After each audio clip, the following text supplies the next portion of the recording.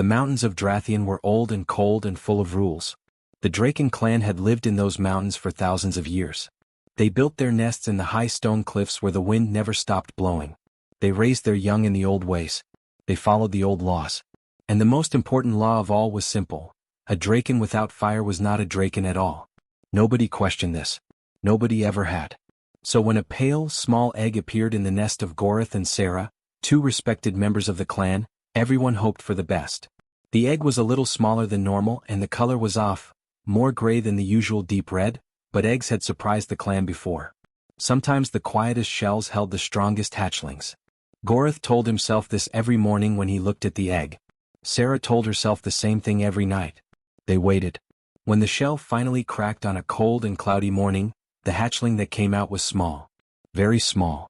His scales were pale, almost silver, where every other Draken was rich red and gold and deep brown. His eyes were bright though, a clear, sharp blue that caught the light in a way that made Sarah catch her breath. She told herself the color of his scales meant nothing. She named him Cyril. He grew slowly. The other hatchlings from that season were already twice his size within the first few weeks. They played rough games on the flat stone ledges, biting and rolling and practicing the small growls that would one day become roars. Cyril watched from the edge. He was not unfriendly. He was simply quiet. He liked to sit near the cliff edge in the early morning and watch the clouds move through the peaks below. Nobody bothered him much in those early weeks. The real trouble came later. The day of first flame was one of the most important days in Draken life. It came when a hatchling reached a certain age, not counted in months but in readiness. The clan elders watched the young ones closely, and when the time was right, they called the gathering. Every hatchling of that season would stand before the clan and breathe their first true fire. It was a moment of pride for the parents and a moment of proof for the young ones. Every hatchling breathed fire on that day. Every single one. Without exception. For as long as anyone could remember. When the elders announced the day had come, Gorith stood a little straighter and Sarah cleaned Cyril's scales carefully that morning, smoothing down the pale silver with a practiced gentleness she didn't show often. She didn't say much. Cyril didn't either. But he could feel something tight in the air, something that sat heavy in his chest without a name. The gathering stone was a wide flat platform near the top of the highest cliff. The whole clan came. They arranged themselves in a great half-circle, the elder dragons in the front, the younger ones behind, the parents standing to the side with careful expressions that were trying very hard to look calm. The elder who ran the test was named Vorith. He was enormous. His scales were the deep red of old coals, and his eyes were pale yellow, sharp and steady. He had run the day of first flame more times than most dragons in the clan had been alive. He stood at the center of the gathering stone with a patience that had no warmth in it. The hatchlings went one by one. The first one stepped forward, pulled in a breath, and sent a clean jet of orange fire straight into the mountain air. The clan struck the ground with their tails. The parents of that hatchling stood tall. The second one did the same. Then the third. Then the fourth. Each time the fire came out bright and strong and sure. Cyril stood in the line and watched each one. He told himself he was ready. He had practiced, in a way, not that there was really a way to practice something that was supposed to come naturally. He had tried, alone on his cliff ledge in the early mornings, to feel whatever it was that fire was supposed to feel like from the inside. He had felt something. A kind of pressure deep and low. He had told himself that was it. That was the fire waiting. His name was called. He walked to the center of the gathering stone. The whole clan was looking at him. He could feel every eye. He looked once at his mother. She was very still. His father was looking at a point just past Cyril's shoulder, not quite at him, not quite away. Cyril turned to face the open air beyond the cliff edge. He breathed in. He pushed. He pushed with everything he had, with every bit of the pressure he had felt on those quiet mornings, with every quiet hope he had carried through the weeks of watching the other hatchlings grow bigger and louder and more certain of themselves. What came out was not fire. It was cold. A thin stream of pale mist curled from his mouth and drifted into the mountain air like breath on a winter morning. It lasted only a moment. Then it disappeared as if it had never been there at all. The silence that followed was the worst thing Cyril had ever experienced. Not one tail struck the ground. Not one voice rose. The entire clan stood completely still, and the stillness was so complete that Cyril could hear the wind moving through the stone peaks far below. He stood at the center of the gathering stone and did not move. Vorith looked at him for a long time. The elder's pale yellow eyes moved over Cyril slowly, without hurry, the way someone looks at a problem they have already solved and are simply confirming. Then Vorith turned to the flat stone wall at the edge of the platform. He raised one great clawed hand. And he pressed the outcast mark into the rock. A deep, sharp line that everyone knew and nobody ever wanted to see put there for their own child. Cyril looked at the mark. He looked at his mother. Sarah had closed her eyes. His father was looking at the ground. There was nothing in their faces that Cyril could hold on to.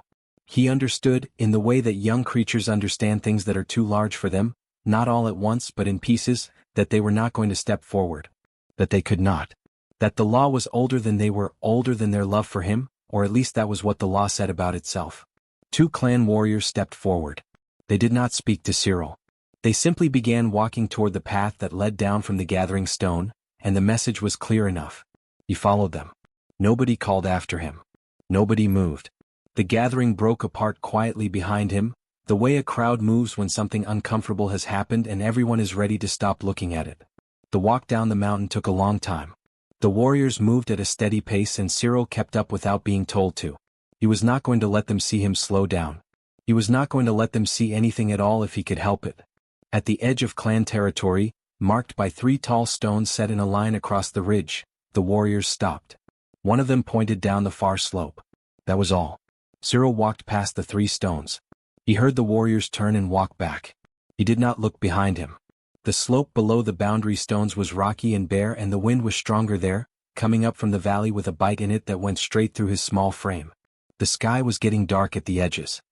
He walked until his legs were tired, which did not take long, and then he found a hollow in the base of a large fallen log and crawled inside. It was narrow and smelled like damp wood and cold earth. He pulled himself into the smallest shape he could and lay still. He did not cry. He did not make a sound. He lay in the dark hollow and listened to the wind outside and felt the cold settle around him like a second skin. He did not think about tomorrow. He did not think about the mark on the stone or his mother's closed eyes or the silence of the clan. He did not let himself think about any of it because if he started he did not know where it would stop. He just lay there in the dark. Alone. The mountains did not care. The wind did not care. The old laws did not care. And Cyril, who had never done anything wrong except be what he was, closed his pale blue eyes and waited for the night to pass. He did not know yet that something was coming.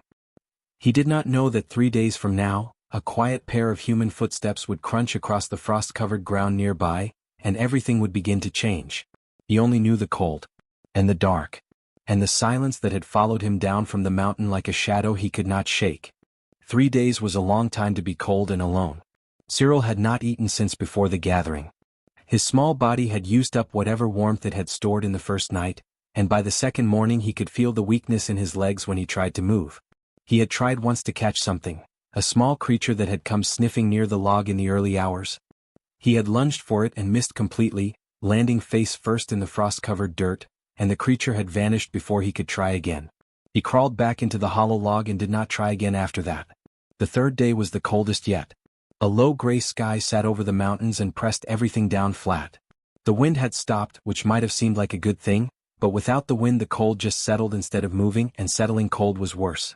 It found every gap, every thin place, every small body that did not have enough weight on it to hold heat properly. Cyril lay curled in the back of the hollow log with his chin on the ground and his eyes half open. He was not sleeping. He was doing the thing that comes just before sleep when the body is too tired and too cold to do much else. A kind of gray drifting where thoughts came and went without really connecting to anything. He thought about the gathering stone. He thought about the cold mist that had come out of his mouth instead of fire. He thought about his mother's closed eyes. He stopped thinking about that last one. He listened instead. The mountain was quiet except for the occasional crack of ice somewhere in the rocks above and the distant sound of wind moving through the high peaks. Nothing came near the log. Nothing had come near it since the small creature on the second morning. Cyril was starting to understand, in the slow and honest way that hunger teaches things, that he was not going to last very long out here on his own. He was too small. Too weak right now. Too young to know enough about surviving alone in open country. He closed his eyes. Then he heard footsteps. They were not the footsteps of anything he had heard before. Not the heavy, deliberate thud of a Draken warrior. Not the quick scatter of small mountain creatures. These were steady and medium weight, crunching softly on the frost-covered ground with an even rhythm that suggested something that was not in a hurry but was not wandering either. Something that knew where it was going, more or less. Cyril opened his eyes. He pulled himself as far back into the hollow log as he could go, which was not very far. He pressed against the damp wood at the back and stayed completely still and watched the thin strip of pale gray light that was the opening of the log. The footsteps got closer. Then they stopped. A shape appeared at the opening of the log. It crouched down, and Cyril saw a human face looking in at him. He had seen humans before, in the way that you see things from a distance and file them away without much thought. Small. Soft-looking. No claws to speak of, no wings, no scales. The Draken elders talked about them occasionally, usually with a kind of mild dismissiveness. Short-lived creatures, they said, clever in small ways but nothing that required serious attention. This one was looking at him with an expression that Cyril did not know how to read. Not fear. Not disgust. Not the careful blankness that the clan warriors had worn when they walked him to the boundary stones. Something else. Something that was quiet and direct and careful. Like the human was aware that sudden movements would be a bad idea. The human spoke. The sounds meant nothing to Cyril. Human language was a series of soft shapes that all ran together, but the tone was low and even. Not sharp. Not commanding. Cyril did not move. The human stayed crouched at the opening and did not try to reach in. He just looked and spoke again and then was quiet. Then he did something unexpected. He opened the bag he was carrying, a flat, worn thing strapped across one shoulder, and took out something wrapped in a dark material. He unwrapped it slowly, making sure Cyril could see every movement. Inside was food. Cyril could smell it immediately and his body reacted before his caution could stop it. His head lifted, his nostrils opened wide, and something deep and urgent woke up in his chest. The human held the food out toward the opening of the log and set it down on the ground just inside the entrance. Then he pulled his hand back and waited. Cyril stared at the food. He looked at the human. The human had not moved. He was still crouched there, arms resting loosely on his knees, watching Cyril with that same quiet, careful expression. Everything in Cyril said, "Wait. Stay back. You do not know this creature. You do not know what it wants." In the clan, nothing was given without something being owed in return. Kindness was a transaction. Help came with a weight attached to it. He waited. The human waited longer. Eventually, because he was 3 days hungry and his body had stopped caring about caution, Cyril crept forward and took the food. He ate it fast, pressed against the floor of the log with his eyes still on the human. The food was strange, not like anything he had eaten before, softer and denser than raw mountain prey, but it was warm and it filled the hollow space in his stomach with something solid, and that was enough. When it was gone, he looked up. The human was still there. Still not moving. Still with that same expression. He reached into his bag again and took out something else. A thin, flat material, silver on one side, that crinkled softly when he unfolded it. He held it up so Cyril could see it, then held it out toward the log opening the same way he had held out the food. Slow. No sudden movements. Setting it down at the entrance and pulling his hand back. Cyril looked at the silver material for a moment. He crept forward again and sniffed it. It smelled like the bag and like the human and like nothing dangerous. He nosed it carefully and it crinkled and shifted and then, warmth. An unexpected, immediate warmth that came from the material itself, reflecting something back at him that he realized after a moment was his own body heat. He pulled it toward himself. He curled under it. The warmth was extraordinary.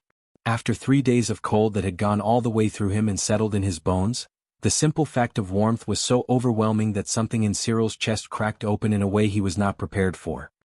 He pressed his nose under the silver material and breathed and did not look at the human for a while because he did not want the human to see his face. Outside the log, he heard the human settle. Not leave. Not stand up and move on. Settle, the sounds of someone making themselves comfortable on the ground. The rustle of a heavier material, the soft sound of the bag being set aside, a long quiet exhale. Cyril peered out from under the silver sheet. The human had sat down with his back against the log, his long legs stretched out in front of him, his face tipped up toward the gray sky. He had pulled a thicker layer around his own shoulders. He looked like someone who had decided to stay for a while and was at peace with that decision. He was not watching Cyril anymore. He was just sitting. Cyril watched him for a long time. The human did not look back. He sat with his eyes on the mountains and let the silence be what it was, and he did not fill it with anything or ask anything from it or try to make it into something other than what it was. Nobody had ever done that for Cyril before. Not once. In the clan there had always been something required: correct behavior, correct growth, correct fire. Even his parents in their quiet way had always been waiting for him to become something acceptable. Every kindness had been measured against what he was supposed to be.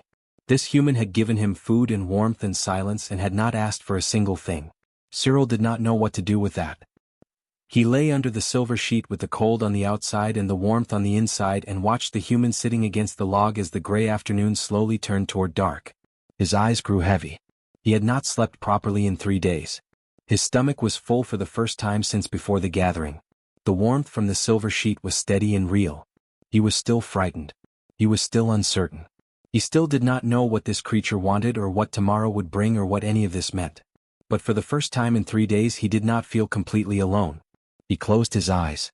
Outside, the human shifted slightly against the log, pulled his covering a little tighter and stayed exactly where he was. The night came in quietly over the mountains. And for the first time since the cold hillside, Cyril slept. The morning after the first night was awkward in a quiet sort of way. Cyril woke up before the human did. He lay still under the silver sheet for a while, listening to Noah breathe slowly against the log outside, and tried to decide what to do. The warmth was still there. The food from yesterday was still real in his stomach. But daylight had a way of making things feel more uncertain than night did, and in the pale early morning light Cyril found himself wondering if yesterday had been some kind of accident. If the human would wake up and see him differently in the light. If the kindness would turn out to have an expiration on it. Noah woke up slowly. He stretched, made a low sound and then turned and looked at the log opening. Cyril looked back at him. Noah nodded once, the way someone nods at a familiar thing, and then stood up and began making something warm to drink from equipment in his bag. He did not make a big deal of Cyril being there. He did not stare or move carefully the way you move around something unpredictable. He just moved through his morning routine the way he clearly always did, and after a few minutes he set a small portion of food near the log opening the same way he had the night before. Cyril ate it. And that, without any formal decision being made by either of them, was how it started. Noah's camp was about 10 minutes of walking from the hollow log, set on a flat shelf of rock that jutted out from the mountainside with a clear view of the valley below. It had a low shelter made of a stiff gray material that was fixed to the ground with short stakes, a collection of equipment cases stacked neatly against the rock wall, and a small power unit that hummed softly and kept things running. It was not large or impressive. It was organized and practical and looked like a place where someone got work done. Cyril followed Noah to it on the second morning. He stayed at the edge of the camp and watched. Noah seemed to be a person who talked to himself while he worked, not in a loud way, but in a low steady murmur as if narrating what he was doing helped him think through it. He would pick up a piece of equipment, say something quietly, adjust it, say something else and move on. He carried instruments out to different points along the ridge and took readings, marking things on a flat screen that he carried in one hand. When a piece of equipment stopped responding the way it was supposed to, he sat down with it and worked through it piece by piece, patient and unhurried, until he found the problem and fixed it. Cyril watched all of this very carefully. In the clan, problems were solved with strength. If something was in your way, you moved it. If something challenged you, you met it with force. If something was broken, you replaced it with something that was not broken. There was no sitting down with a problem and taking it apart quietly. There was no patience in the Draken way of doing things. Watching Noah work was like watching a completely different language being spoken. By the third day Cyril was sitting closer to the camp. By the fifth day he was inside it, lying near the power unit where it was warm, watching Noah from 3 feet away instead of 30. Noah did not comment on this. He simply stepped around Cyril when he needed to and kept working.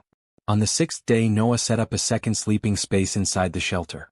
He did it without making a ceremony of it. He just laid out an insulated pad near the warm side of the shelter and put the silver thermal sheet on top of it, and then went back to his work. Cyril looked at the pad for a while. Then he walked over and lay down on it. Noah kept working and said nothing.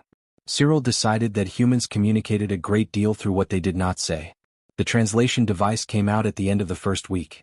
Noah had been trying different approaches to communication since the beginning, slow speech, gestures, pointing at things and naming them, and Cyril had been picking up pieces of it faster than Noah probably expected, because Cyril had always been observant even when there was no reward in the clan for being so. But the device changed things. It was a small rectangular tool that sat between them and processed sounds and produced approximations in both directions. It was not perfect. It missed things and mispronounced things and sometimes produced something so far from the intended meaning that they both paused and looked at each other and something almost like humor passed between them. But it was enough. Their first real conversation was short and simple. Noah pointed at the mountains to the north and said something. The device produced, "Those peaks, measuring important for the work." Cyril looked at the peaks. Then he looked at Noah and said through the device that those peaks were part of the outer boundary of old Draken territory, mostly unused now, and that the rock there shifted in the cold season. Noah looked at him for a moment. Then he took out his screen and made a note. After that, their days had a different shape to them. Noah would work and Cyril would come along, and sometimes Cyril would notice something about the terrain that was useful and say it through the device, and Noah would listen and make notes, and neither of them made a big thing out of the fact that a baby dragon who had been thrown away was turning out to be genuinely helpful. Cyril began to talk more as the days went on. Not about important things at first. About the mountains, about what different cloud formations meant for the weather, about which rock faces were stable and which ones sounded hollow when the temperature dropped. Small things. Practical things. But talking felt easier with Noah than it had ever felt with anyone in the clan, because Noah listened without his face doing anything complicated. He did not look pleased when Cyril said something good or disappointed when Cyril was wrong about something. He just listened and responded and moved on. One evening, sitting near the power unit after a long day, Cyril told Noah about the gathering stone. He did not plan to. It came out of a longer silence, the kind of silence that had become comfortable between them by then, and once he started he found he could not stop. He told it plainly without decoration. The pale egg, the smaller size, the day of first flame, the cold mist that came out instead of fire, the mark on the stone, his mother's closed eyes, the walk to the boundary stones, the warriors who pointed and turned away. When he finished, the device was quiet. Noah had not looked away once during the whole telling. He was quiet for a moment after. Then he said, simply and without trying to make it into more than it was, that humans had done the same thing to each other more times than he could count, and that every single time they had been wrong, and that being the one cast out had never once in history meant that the one cast out was the problem. Cyril did not respond right away. He turned those words over carefully, the way you turn something fragile over to check every side of it. Then he looked at Noah and asked through the device whether it ever stopped hurting. Noah thought about that honestly before answering. He said it changed shape over time. It did not disappear. But it got smaller relative to everything else that grew around it. Cyril looked at the mountains for a while after that. The frost incident happened on an evening in the third week. They were coming back from a long day of survey work on the North Ridge. The route back passed through a narrow gap between two large boulders, and Noah went through first. Cyril was following close behind when a large mountain bird, all wingspan and noise, came off the top of the right boulder without any warning and launched itself directly at Cyril's face. Cyril flinched hard and gasped. What came out of him was not a small cold mist this time. It was a full, sharp, sustained breath, and the frost that spread across the ground in front of him was wide and clean and precise, a perfect arc that covered nearly 4 feet of rocky ground in a layer of white ice so even it looked deliberate. The bird veered away in alarm and was gone in seconds. Cyril stood very still. He looked at the frost on the ground. At the clean exact shape of it. At the way it had spread not randomly but in a controlled curve, following some internal geometry he had not consciously directed. He waited for the familiar feeling. The shame. The wrongness. Behind him, Noah had stopped walking. Cyril turned slowly. Noah was looking at the frost on the ground with an expression that Cyril had learned by then to read fairly well. It was not shock. It was not discomfort. It was the same expression Noah wore when his instruments picked up something unexpected in the rock data. Focused, alert, interested. He reached into his vest pocket and took out his field recorder. He did not say that it was fine. He did not say it was not fine. He did not say anything at all. He simply documented it with the same quiet care he brought to everything worth understanding. And in that silence Cyril heard something he had never heard before in any response to anything he had ever produced. Not rejection. Not judgment. Just attention. Real, honest, unhurried attention. He looked at the frost arc again. For the first time in his life, the cold that lived inside him did not feel like a mistake. It was early morning when they came. Noah was outside the shelter checking his instruments, the way he did every morning before the day's work began. The sky was pale and clear, the kind of cold clean morning where sounds carried further than usual across the mountain stone. Cyril was still inside, lying on his pad near the power unit, halfway between sleep and wake. He heard them before he saw them. Not footsteps. Wings. The deep, heavy beat of large wings descending, the kind of sound that moved air and rattled loose stones and made the ground feel less solid than it was. Cyril was on his feet before the sound fully registered in his waking brain. He moved to the shelter opening and looked out. 3 Draken had landed at the edge of the camp. The 2 on either side were warriors, large, broad-scaled, with the flat and watchful expressions that warriors wore when they were working. They stood slightly behind and to each side of the one in the middle, which was the correct formation for an escort, which meant the one in the middle was the reason they were here. For if Cyril recognized him immediately. The deep red scales. The pale yellow eyes. The size of him, which was considerable even among Draken elders. He stood at the edge of the camp with the easy stillness of something that had never in its life needed to prove it was the most powerful thing in the room. Noah had turned around when they landed. He was standing about 15 feet from the shelter, his instruments still in his hands, looking at the three Draken with an expression that was calm in the way that calm sometimes takes effort. Vorith looked past Noah entirely, directly at the shelter opening where Cyril stood. He spoke. The translation device was inside, but Cyril did not need it. He knew the words. He had grown up with them. The elder's meaning was plain and simple and carried the full weight of clan law behind it. The outcast was to be returned, the human was to step aside. This was not a discussion. Noah set his instruments down carefully on top of the nearest equipment case. Then he walked to the shelter opening and stood in front of it. He did not say anything yet. He just stood there, between Vorith and Cyril, in the way that someone stands when they have made a decision and are not looking for input on it. Vorith looked at him for the first time. Really looked at him, the way you look at something unexpected that has appeared in a place where you did not expect anything unexpected. A human. Standing in front of an elder. Blocking the way with a body that, by any reasonable physical measure, was not equipped to block anything. He spoke again. The tone was not cruel. It was simply absolute, the way old stone is absolute. Move, small one. Noah said, in the even voice he used when he was very certain about something, that he was not going to do that. The two warriors shifted. It was a small movement, barely a step, but it was the kind of small movement that precedes larger ones, and everyone present understood what it meant. Noah looked at Vorith and not at the warriors. He said, through the device which he had picked up from just inside the shelter door, that he had a question before anything else happened. Vorith did not say yes or no. But he did not move forward either, which in the silence of that mountain morning was close enough to permission. Noah said, quietly and without any performance in it, that Cyril had been cast out. That according to clan law he did not exist as a clan member anymore. That the outcast mark had removed him from the clan record and from the clan's responsibility and from the clan's concern. He paused. Then he said, if all of that is true, why did you come all this way to find him? The question sat in the cold air between them. Vorith did not answer immediately. His pale yellow eyes moved from Noah to the shelter and back to Noah. The warriors looked straight ahead the way warriors do when they are waiting for a command and trying not to appear to be listening to the conversation. Noah did not fill the silence. He had learned, from weeks of working in places where patience was the most important tool, that silence did not need to be filled. He let it sit.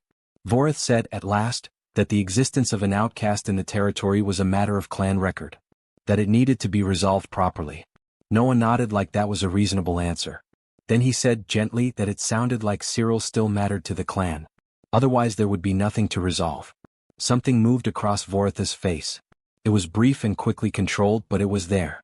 Not anger exactly. Something more complicated than anger. Something that looked like a thought that had arrived unexpectedly and was not entirely welcome. He raised one hand toward the warriors. They moved forward. Cyril had been standing just inside the shelter the whole time, listening. He had heard every word through the device. He had watched Noah stand in front of the opening with no weapon and no protection and speak to an elder as if size and law and 1,000 years of clan tradition were simply details to be considered rather than walls to stop at. Something moved in Cyril's chest. Not the cold. Something else. Something that felt, for the first time in his life, like it had a direction. He stepped out of the shelter. He walked to Noah's side and stood there. He was small. He knew he was small. Standing next to Vorith's warriors he was a fraction of their height and weight, and he did not have fire, and he did not have the broad armored scales that warriors grew, and there was nothing about his physical presence that should have given anyone pause. He breathed. Not a small cold mist this time. Not the startled frost arc from the rock passage 3 weeks ago. This was intentional.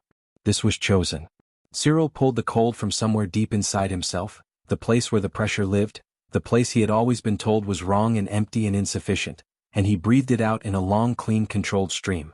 The frost spread across the ground in front of them in a wide crescent shape, moving fast across the rock and then settling into a clear, even, unbroken arc of white ice that went from several feet to Noah's left all the way around to several feet to Noah's right.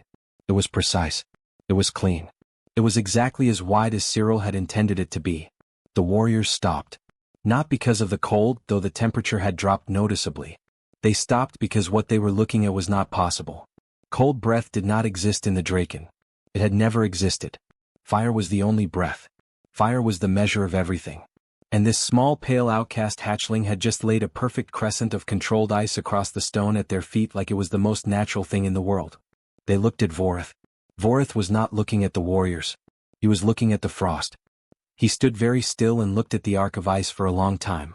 His expression had changed entirely. The absolute certainty was gone. In its place was something that Cyril had never once seen on an elder's face in all his time in the clan. Vorith was uncertain. The pale yellow eyes moved from the frost to Cyril. They stayed there for a long moment. They moved to Noah, who was standing quietly with his hands at his sides, not triumphant, not afraid, just present. Then Vorith spoke. His voice was lower than it had been before. He said he would return with a formal ruling. He said it the way someone says something when they need time to think about something they were sure they already understood. He turned. The warriors turned with him. They opened their wings and lifted off the camp ledge with the heavy beat that Cyril had heard early that morning, and in a few seconds they were shapes against the sky and then they were gone. The sound faded. The mountain went quiet again. Cyril stood in front of the frost crescent, breathing a little harder than usual, and looked at the ice he had made. The arc was already beginning to melt at the edges in the morning sun, the clean white going soft and wet at the rim. Noah stood beside him and looked at it too. Neither of them spoke for a while. Then Noah reached down and put his hand carefully on the back of Cyril's neck, the same way he had 3 weeks ago after the rock passage. Steady. Warm. Unhurried. He said quietly that Cyril had not needed to do that. Cyril looked up at him. He said through the device that Noah had not needed to do it either. Noah looked at him for a moment. Then he nodded once, the way he nodded at things that were true and did not require further comment. They stood together in the cold morning while the frost melted slowly into the mountain stone and the sky above them went from pale to bright and the day began around them the way days do, without waiting for anyone to be ready. The fire started in the night. Nobody saw the lightning strike that caused it. One moment the mountain range was dark and quiet under a heavy storm sky, and the next there was a glow on the lower slopes that was not the sun because the sun was hours away. By the time anyone was fully awake and moving, the glow had become 4 separate fires running along the dry brush of the lower mountainside, and the wind that came after the storm was pushing all 4 of them upward. Cyril woke to the smell. He was on his feet before Noah was, nose up, reading what the air was telling him. Smoke, dry heat, the sharp chemical smell of burning mountain brush, and underneath all of it something older and more serious that every creature with working instincts recognized without being taught. He pushed his way out of the shelter and looked south. The orange was already visible against the dark sky. Not a small glow anymore. A wide, moving, hungry line of it working its way up through the lower slopes with the wind behind it like a hand pushing from below. Noah came out behind him, took one look and went straight to his communication equipment. Within minutes the survey station at the base of the range was responding. Noah spoke fast and clear, giving coordinates and wind direction and the number of separate fire fronts he could see from the camp shelf. His voice was the same voice he used for everything. No higher, no faster than usual, just precise and useful. He was already pulling maps on his screen with his other hand while he talked. Cyril watched the fire. It was big.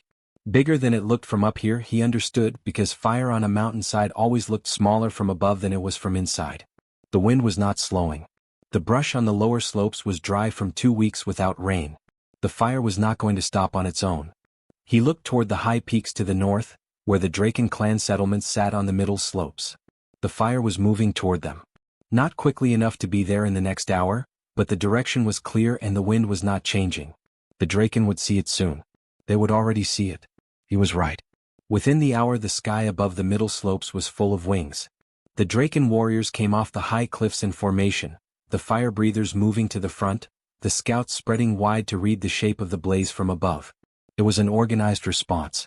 The clan had procedures for fires, the same way they had procedures for everything.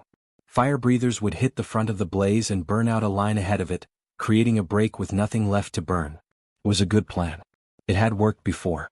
It did not work this time. The fire was too wide and the wind was too strong and the dry brush caught faster than the fire breathers could work ahead of it. Every time a warrior breathed fire into the brush to create a break, the existing blaze ate the new fire and grew larger. They were feeding it. The more they used the only tool they had, the bigger the problem became.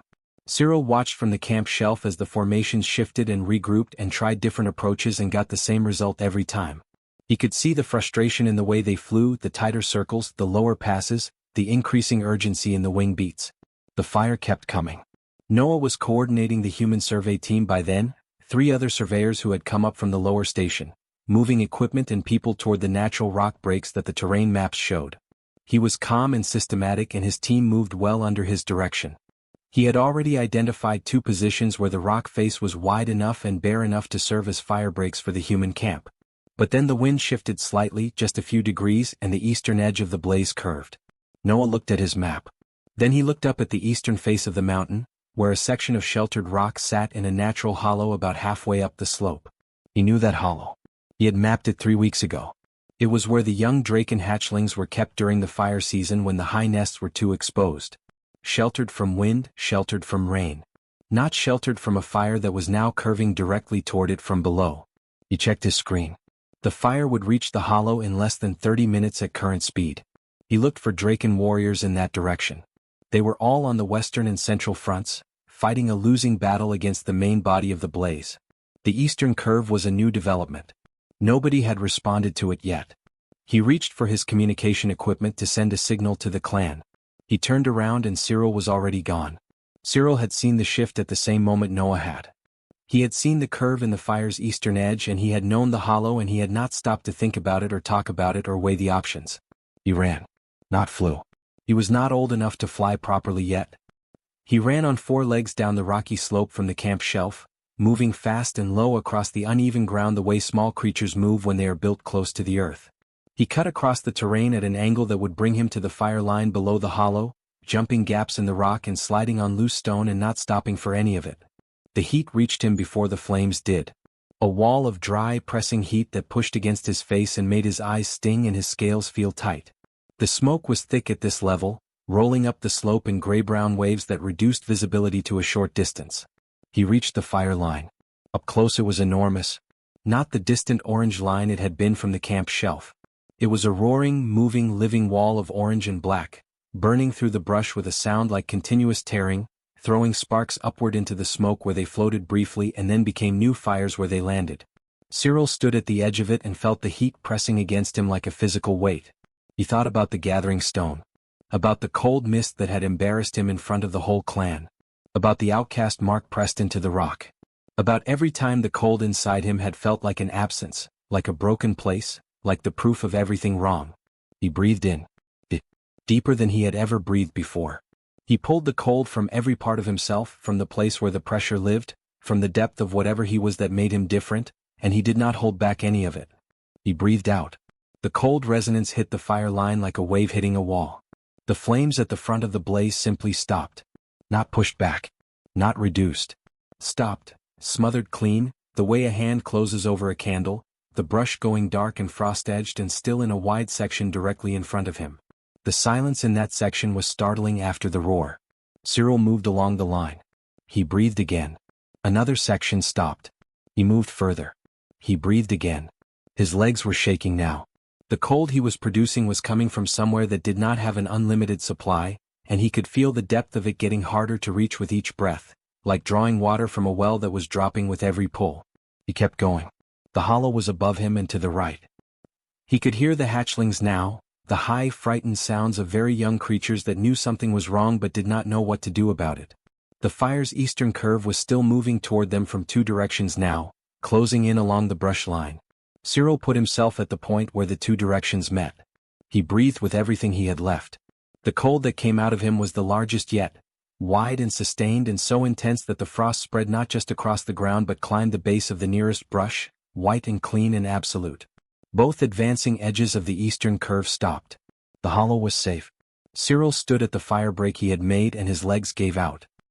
He went down onto the ash-covered ground slowly, not a collapse exactly, more like a very gradual sitting down that ended with him lying on his side in the warm ash with his eyes open and his breath coming in short shallow pulls. Everything was heavy. His legs, his head, the air going in and out. Above him, on the high ridge that looked down over the eastern slope, a large red-scaled shape stood completely still. Vorith had seen all of it. He had seen the small pale dragon run down from the human camp alone. He had seen the fire line stop, section by section, under a breath that should not have existed. He had seen the eastern curve of the blaze cut off cleanly before it reached the hollow. He had seen the hatchlings emerge from the shelter unharmed into the ash-quiet air. He stood on the ridge and looked at the frost-edged fire break below him for a very long time. The warriors nearby waited for him to speak. He did not speak. He just looked at what the outcast had done with the thing that had gotten him cast out, and for the first time in a life built entirely on certainty, Vorith had nothing to say.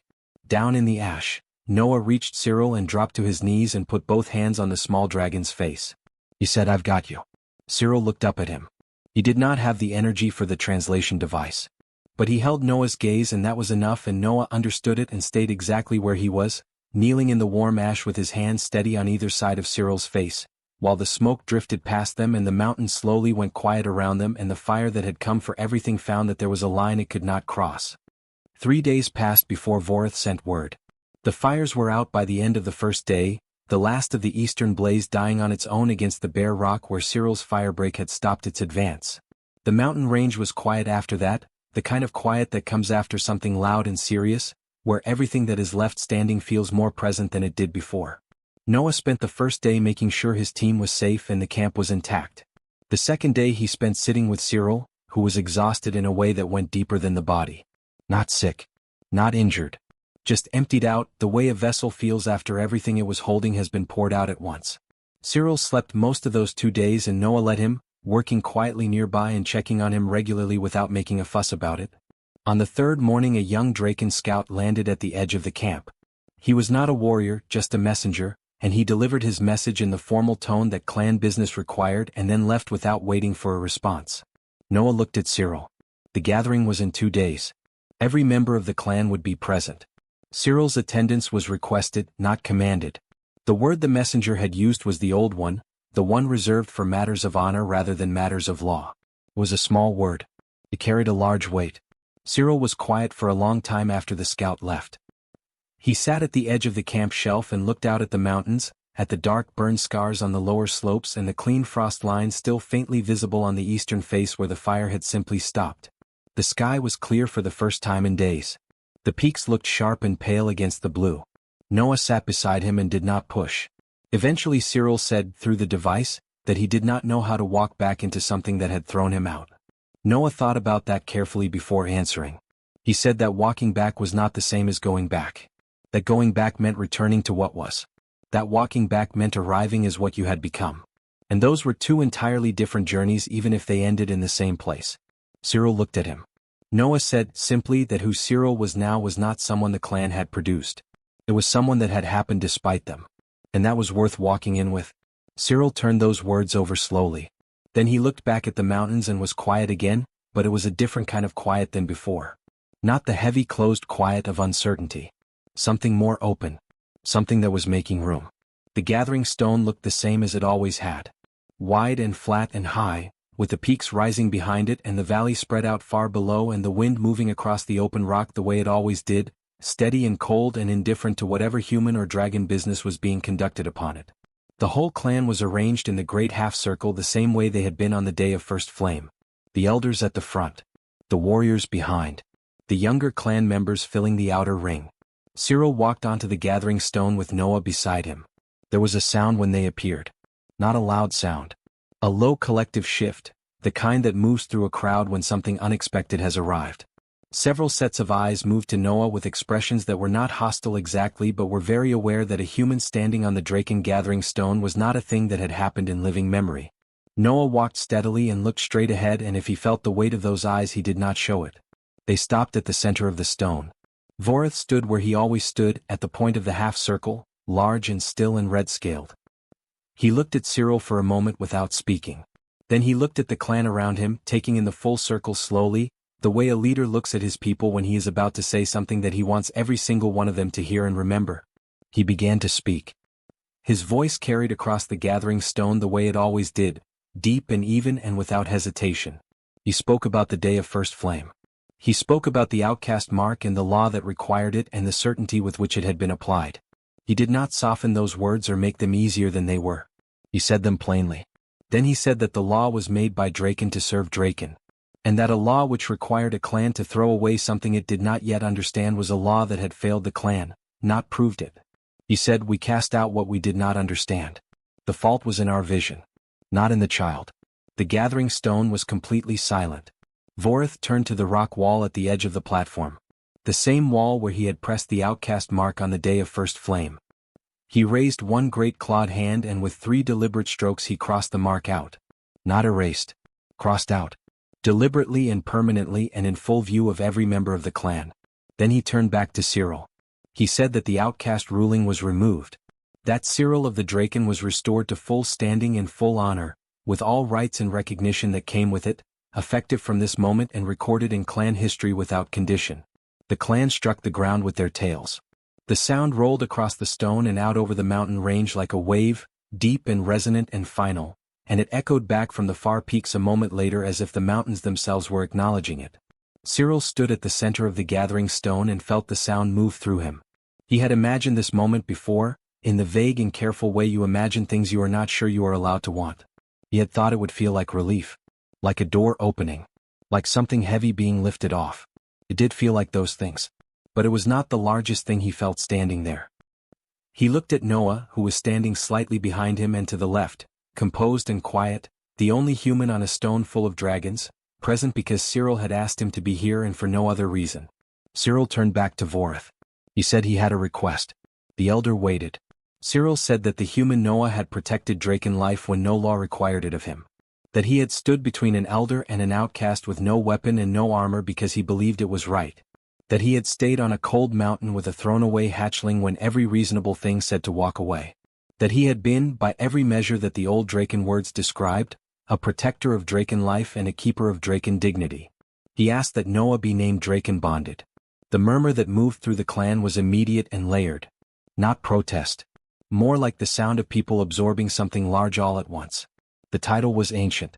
Most of the younger clan members knew it only from the old records and the ceremonial texts that elders recited on the deep history days. It had not been given in over 400 years. It had not been given to a non-Draken in longer than that. Vorith looked at Noah. Noah stood straight and said nothing. He did not argue for himself or explain himself or try to make a case. He simply stood and let the moment be what it was. Vorith looked at him for a long time with those pale yellow eyes that had looked at Cyril on the day of first flame with such complete certainty and had since learned, at some cost to that certainty, to look at things more carefully before deciding they were understood. He said, "Granted." The clan struck the ground again. The ceremony that followed was short and formal and very old. Vorith spoke the words of the bonding in the ancient dialect, the deep sounds that had not been used for 4 centuries, and each word landed on the gathering stone like something solid being set down. Noah stood still through all of it and received the honor the way he received most things, without performance, without deflection, just present and steady and real. Afterward, when the gathering broke and the clan moved in groups back toward their settlements in the high rock, Cyril and Noah walked to the far edge of the gathering stone where the view opened out over the full range. They stood there together. The burn scars were visible on the lower slopes, dark brown and black against the gray rock, and the frost line on the eastern face had faded to just a faint pale trace in the morning light. The sky was enormous and clear and the peaks went on in every direction as far as the eye could reach. Noah knelt down beside Cyril so they were at the same level. He said, quietly and without any ceremony in it, that Cyril had never needed saving. Cyril looked at him. Noah said that all Cyril had ever needed was someone to stay long enough for him to figure it out himself. Cyril was quiet for a moment. He thought about the hollow log and the cold and the 3 days alone. He thought about the silver thermal sheet and the food set down without conditions. He thought about the frost arc in the rock passage and the field recorder and the simple honest attention that had looked at the cold inside him and seen something worth documenting rather than something worth hiding. He thought about standing at the fire line alone with the roaring wall of orange in front of him and knowing, for the first time without any doubt at all, what he was for. The clan's acceptance was good. He would not pretend it was not. The mark being crossed out on the stone was real and it mattered and he would carry it differently than he had carried its presence. But that was not what was settling in his chest right now as he stood on the gathering stone with the mountains spread out around him. What was settling was simpler and older and had nothing to do with clan law or titles or marks on stone walls. He was not alone. He had not been alone since a quiet pair of human footsteps had crunched across the frost-covered ground near a hollow log on a cold gray morning, and a person with no reason to stay had simply stayed. Cyril looked out at the mountains. For the first time since the cold hillside, he felt exactly where he was supposed to be. Not because the clan had finally said so. Because he already knew it himself.